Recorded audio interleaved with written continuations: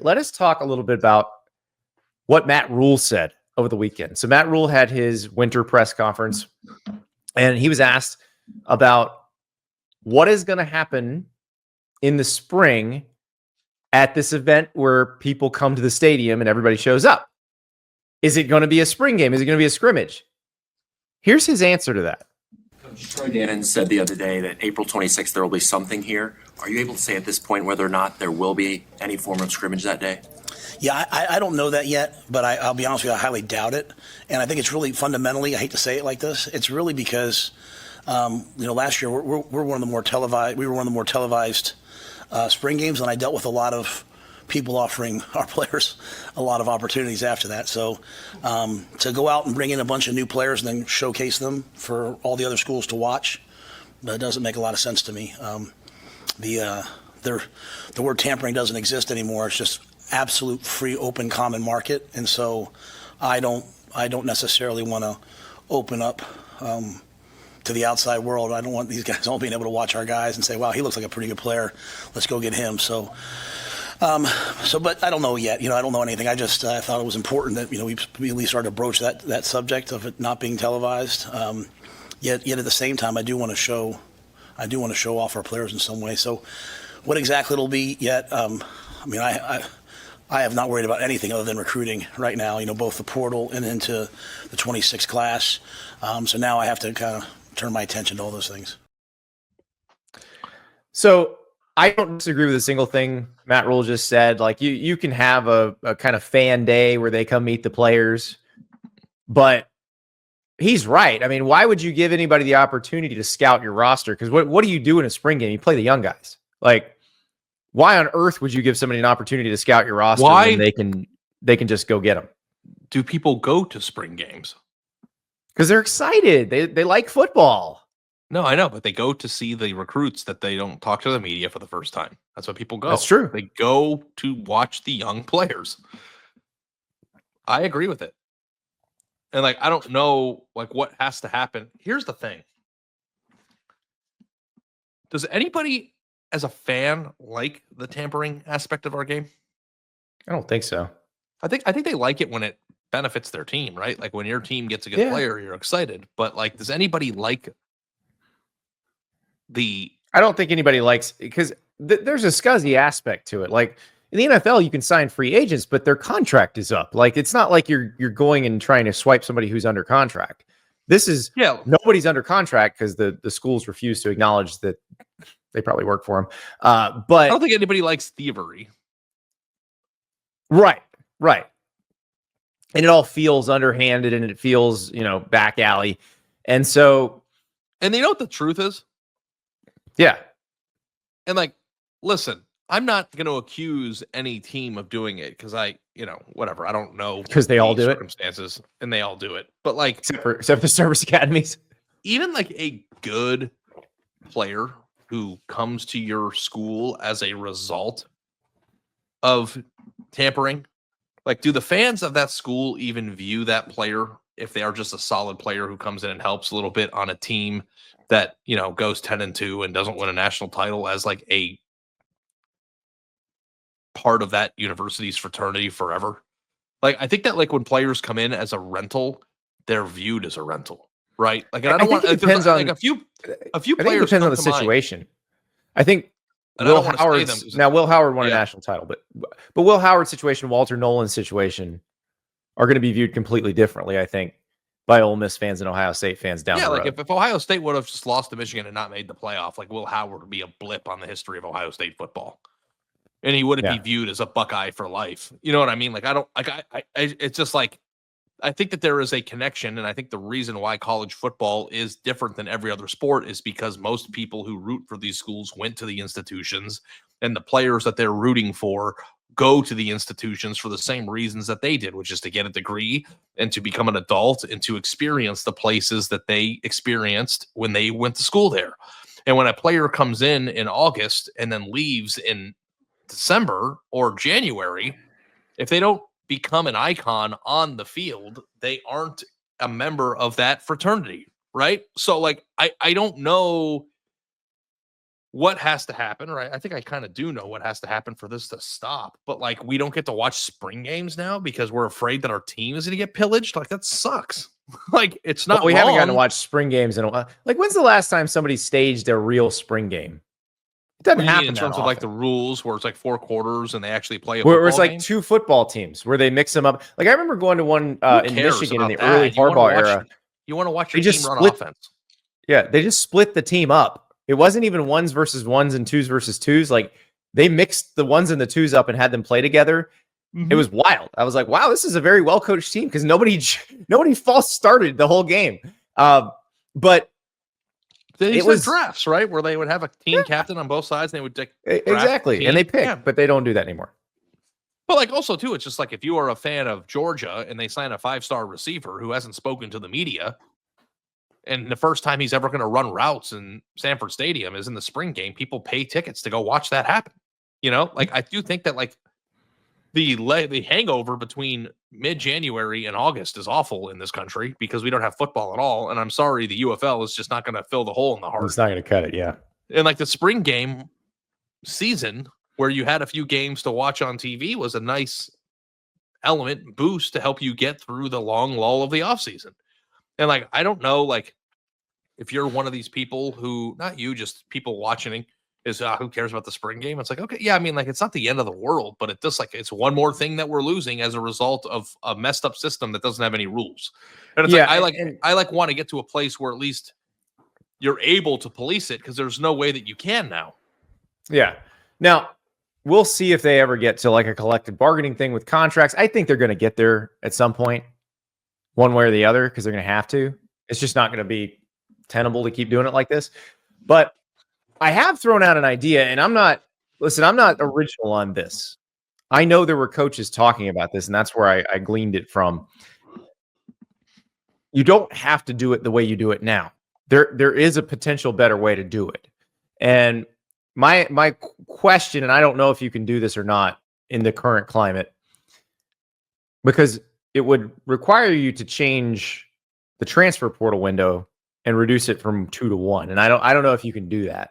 But the reason I think you have that post-spring transfer portal window is you want the guys who decided to stay and then found out they don't have a starting job or found out that they're not really wanted on this roster to have a chance to go somewhere else. I want to tell you about State and Liberty. State and Liberty makes modern athletic fit clothing for men who want to look great and be comfortable at the same time. This is my black waffle knit hoodie. You're seeing me wear it a lot on the show because I love it. That's the one I walked into a bar in Mobile, talking to some coaches, and one dude's like, "Boy, you've been in the weight room." No, not any more than usual. It's just the State and Liberty clothing hugs you in all the right places. And that's part of the deal. Also, fire your dry cleaner. This stuff goes in the wash machine, comes out fantastic. Even the suits, you wash cold, delicate, hang, you can do it. It's unbelievable. But State Liberty goes from ultra casual all the way up to super formal. They got tuxedos too. So use the code STAPLES. Get 10% off for new customers. Give it a try. You will not regret how you look in clothing that fits how it's supposed to fit. StateLiberty.com. Use the code STAPLES for 10% off your first purchase. What if you did all the roster building in the spring, and then, like the NFL, you get the team together after the spring? That way you can have everybody who's transferring, if they want to stay at their old school through the spring semester and get their classes taken care of, they can. And then they can learn their new schemes with their new teammates, work with their new teammates. So I wrote a column about this a few months ago. Like, you do it like the NFL with OTAs. You start it in late May or early June, and you have like 15 practices. They don't have to all be in a row. Like, you could probably spread them out over the summer. You can have 5 here, 5 here, 5 here. And that way, your roster's built. Everybody who is planning to play, let's say, if we did it like that this year, everybody who is planning to play in the 2025 season would be on your campus for summer school and would be doing OTAs. And then you don't worry about the roster moves and the poaching. And maybe you could have a preseason game against an FCS school instead of a spring game. Yeah. It's kind of like the Joel Klatt commissioner thing, right? Of like separating roster I had building thrown that from, out there. He mentioned it too, but he doesn't like my idea. But like also like the idea of just like blocking when to compete and when to assemble, I think is an interesting distinction. yeah, because I just feel like it doesn't have to happen in April. Like if you want to let coaches concentrate on evaluating high school recruits during that time, let them do that. I'm with you. I don't know. I'm with you. And it gives you a longer. Now the players will hate me because I just created a longer block of just pure workouts, which is hell. Like January through May of pure workouts. Yeah. I do think though that like if you were able to partition it off so fans could even know what part of the year we're in. Mm-hmm. It's like hard to compartmentalize like roster building while your team is competing. Right. And that would eliminate that December scramble. Like, because you wouldn't need the reason the scramble exists in December is because of the academic calendar. It's not because of anything else. It's because the players want to be in their new school enrolled for the spring semester so they can participate in spring practice. Well, if there's no spring practice, because that's not until the summer semester, then they don't have to be enrolled for the spring semester. Yeah. I they think still could. Yeah. So that's the part I think is interesting because there are fixes to the calendar that don't require something much more global like collective bargaining and contracts and all that. Because I think the December part of it is maddening. Like if I were a coach, it would drive me crazy. If I were a player, I would hate it. It's just like think about the pressure you're under to make a decision in like 2 days. It's also the feeling of like having to defend your players at all times too. It's like anytime anybody does something good, it's like, oh God, we're going to lose them. It's just like a terrible way to. Could you imagine like every single time, like I don't know, like Saquon Barkley rushes for 200 yards in a game, Eagles fans had to be like, well, I hope he doesn't go to the Patriots next week. Like it's just like not, it's like not a fun existence. So Producer River just pointed out, like Bo Pribula should not have to leave Penn State to go to Missouri because Missouri wanted to know who their quarterback was going to be. Missouri wanted a quarterback who was going to be there for the spring. If there's no spring practice and Missouri doesn't start OTAs until May 26th, Bo Pribula could have played in the playoff for Penn State, could have had multiple weeks to make that decision after the season was over, still wound up at Missouri, got into practice with all his new teammates, and be the starter for Missouri in 2025. And it would have been a lot easier process for everyone involved. And I hate to say this, but Penn State was in a one-possession game in the playoff semifinal, and there's no possible way to quantify this. But if Bo Pribula was on their team and he came in and made a big play on the ground in the third quarter that they didn't get, they could have been in the national title game. Like it's like you know, it's hard to play that game now, but it's like he was an important enough piece to that roster that he could have made a play that changed the outcome of their season. Like, and it sucks that he wasn't able to be there to even have the option to do that, right? So the other thing that you have to consider too in this is that like you're also prolonging or increasing the potential of a person becoming injured, which then causes like your next opportunity to maybe not show up, like. You know, but I think that's a secondary issue. So, like, I think I'm with you on that. But this allows you to have the same free market, everybody to have the same freedom of movement. This way, also, you don't get coaches okey-doking guys, and then they've got to leave after the spring. Yeah. You decide what your roster, like as a coach, you decide what your roster is going to be going into that period, and they still have a chance to go somewhere else. And then they can go through the preseason workouts, practices with their new team. Like, because it doesn't matter if it happens March 27th or that practice is May 27th. Yeah. That doesn't really change. Now, the only thing is coaches may say, well, I want more time in case somebody gets injured in spring practice. You may have to change the way you practice a little bit in the OTAs. But there is a league that does it successfully where you could probably get some advice. Yeah. There aren't a lot of like big offseason injuries in the NFL, are there? Not till preseason camp, which it's pretty much the same rate as college preseason camp. Like if you are going to actually practice football, there's a risk. So yeah, right. But yeah, and you have guys get hurt in OTAs. Like there are guys who have non-contact like ACL tears in OTAs. It happens, but that's part of the deal. That's part of the deal. I have no problem with Matt Rhule saying this, doing this. I hope for the sake of Nebraska fans who are amazing, who show up no matter what. I hope they find a way to allow them to interact with this team, to get to know these players, because that's one thing. I think I don't want to paint with a broad brush, but I do think most schools mess this up. Like you don't give the fans an opportunity to get to know these guys. They keep them so locked down, and I don't think that's good. Like you want the fans to fall in love with these guys. So you got to find a way to do that. Now, there's a way to do that that isn't going to reveal how good your second string 3 technique is, so that somebody tries to steal him and make him their starter.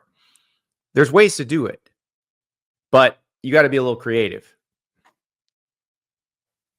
Is it kind of fun to go into a season 2 not knowing what you have? Or do you kind of like to know going into a season what teams have? Well, I don't think we know what teams have at all. Like we haven't known that for a while, and especially now in the transfer portal era, Ari. Like we have no idea what the chemistry is going to be. The coaches don't really know. They have some idea based on spring practice and off-season workouts, but it's very hard to tell what your team is when the rosters change this dramatically. Like that was so. We'll have a show talking about my predicting the 2025 playoff bracket. We're going to talk about that later this week. And if you want to read about that, it's out right now at On3. And I've got to do mine today after. I'm going to do mine. It's your turn. Yes. Yep. So I explained that picking the Big 12 champ, picking the highest ranked Group of 5 champ, it's so hard because the rosters are changing so much. Like, how do you have no idea what everybody's going to have. No idea. Yeah. So, but I don't blame Matt Rhule for this at all. If they want to fix it, change the calendar first, because they can fix it with the calendar, or they can try. I don't know. Maybe I'm wrong. Maybe if you try to change the calendar like that and you took away the December period and you said, we're just gonna have a period between February and April that's open for roster building. I don't know if that would be enough. Maybe that gets issued. I don't know. But I feel like that would be a better solution. You move the practices from March and April to May and June, and it gives you a chance, maybe. Yeah, and everybody has indoor facilities now too, so like the temperature even isn't that big of a deal. Because was the temperature like part of the reason why spring football was where it was? Not really. I mean, like in Florida, in high school, they do it in May. It's hot as hell in May. Like, yeah. So, yeah, I don't think that's really the issue either. They can figure this out. This is one thing you can probably come up with a little bit of solution.